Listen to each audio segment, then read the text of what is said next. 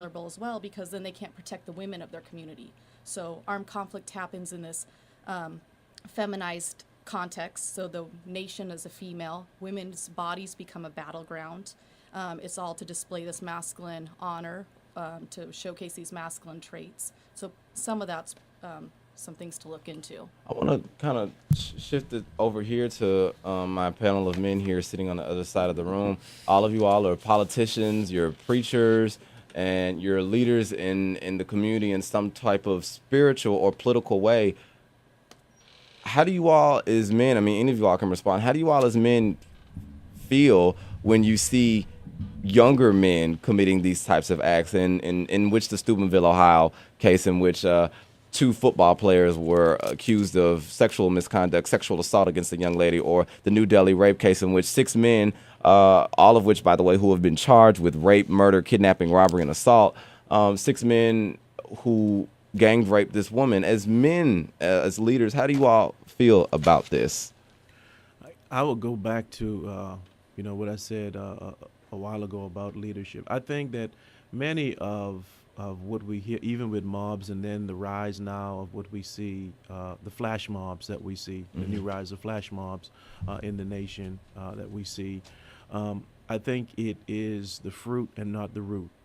I think that the root cause of much of what we're dealing with is a lack of respect for women, and that didn't start overnight. A lack of understanding of the purpose of women, and again, that didn't start overnight. So I think that there are a whole lot of root cause issues that, if not addressed, if not dealt with, if not properly reframed, will produce the fruit of what we see in our society. And so I think we have to go all the way back again to leadership. I think that there has to be a responsibility to make sure that when a child or a person comes into our space, that we communicate the type of values that we would like to see demonstrated and duplicated in our society. So, because a lot of what we see among mobs is a duplication of what happened in another mob. And so what we want to see is the right representation of the values we want to see.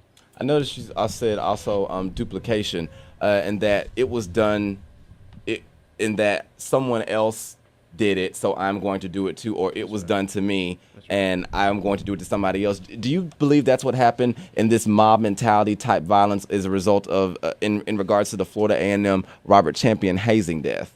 I think that it played a part in it. I think that especially when you're dealing with hazing and you're dealing with fraternal orders, sometimes people feel, okay, this is your rite of passage.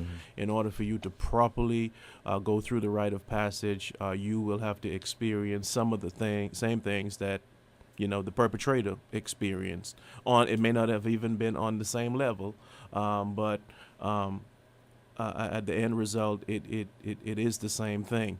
It's an injustice that's being done to another human being, and so sometimes people feel like they have a right to hurt other people because they have been hurt themselves, and whenever you have that, you have then a duplication of, okay, this person is only waiting their turn to then turn around and do to somebody else the same thing that was done to them. Dr. Barnett? I teach politics and film here at JSU, and one thing that I try to do is expose my students to just base concepts of humanitarian compassion. Someone was speaking of empathy a little earlier. I think the old Herman Melville novel, Billy Budd, and the film that was made about that goes a long way in helping students think about what does it mean to be humanitarian, to empathize with others. And I'm raising 3 boys at home, and they're in their formative years. And one thing that I'm doing is I'm showing them a lot of film from the 1930s through 50s, because I think that in general, women were treated with more esteem and respect in the films during that time. They weren't merely a portion of what one can get when one is materialistically successful. And so that imagery, I'm hoping, will be helpful in helping my own sons understand how to treat women properly. Also, too, Mr. Sean Creech, I noticed, I know you've dealt with child welfare. You've also dealt with children who were at risk for certain things. In the case of Robert Champion was a young man who, according to authorities, he willingly allowed that type of behavior to happen upon his person. He willingly allowed those beatings, and he willingly allowed that abuse and that assault. Do you think that as a social worker who has to go to these homes and see these children, is there any behavior that you see that says this person is of low self-esteem, or this person will allow this type of situation to happen to them, will allow this type of abuse to take place against them? Do you go to people's homes and see a Robert Champion? I think that anybody can become a Robert Champion given the right stimulus in their lives. And I think that a lot of this stuff happens because of where they're at when it happens. When they come to college campus, a lot of times they're leaving their families. They're coming here, they're trying to establish their own identities. They're trying to decide who they are, and they want to become part of a group. And a lot of times this involves pecking orders. And people want to be recognized. They want to belong. And so you get these gang mentalities where in order to be part of this group, you have to go through these things. And as time has passed, we're starting to see more and more violent rituals that weren't necessarily violent in the past. We're starting to see them much more sexualized. And I think our sexualization has increased. It's not nothing new. It's nothing new. It's increased over time. We were just talking about some of the movies from the 20s, 30s, and 40s. While those women were treated with esteem and respect in a lot of ways, sex oftentimes was not given by consent. It was more forced in a lot of these movies and films. And so I think, a lot of this has transgressed or moved along over time. And so the same can be said with a lot of the violence. As we've talked about multiple times here, that a lot of it is what we call the Werther effect or weather effect, where it's copycat or it's duplicated because somebody else has done it to me, so I want to do it to somebody else. It was done to me to be part of this group, so you're going to have to go through it to be part of this group. Staying too on mob violence, and now I guess we can kind of correlate it or parallel it rather to race. The 1992 Rodney King riots. On April 29th, 1992, after a jury acquitted 4 white Los Angeles police officers of assault and use of excessive force on Rodney King, an African-American man, a year earlier, instantly, there was widespread looting, assault, arson, and murder occurring during these riots, and estimates of property damages topped over $1 billion. The riots caused 53 deaths, 2,383 injuries, more than 7,000 fires, and damage to over 3,100 businesses. And smaller riots occurred in other cities such as San Francisco, Las Vegas, Nevada, and as far east as Atlanta, Georgia. In an instance of this armed conflict, I want to point this to David E. Reddick. Do you think that this was a mob mentality that had to do with race? Being someone who was involved in the NAACP. Yeah, I think when you look at it, you got to look in, like you say, mob violence or as a form of what they call groupthink. I think there's two big events that happened in this country that created this kind of racial tension, I would say, that we have. The first one is 1714, I believe it was, when Willie Lynch, a slave owner from India, came and taught the Americans of that time how to condition and train their slaves so that they'll stay slaves. And he said that this condition will last over 300 years if you do it the way I tell you to. And part of that Willie Lynch teaching, which I call a lynching, that teaching is what I call a lynching, was to train your kids. They won't understand why we're doing this to the slaves. So train your kids to not regard them as humans, and to basically condition your kids to grow up and carry on this tradition of this lynching towards the next generation of slaves.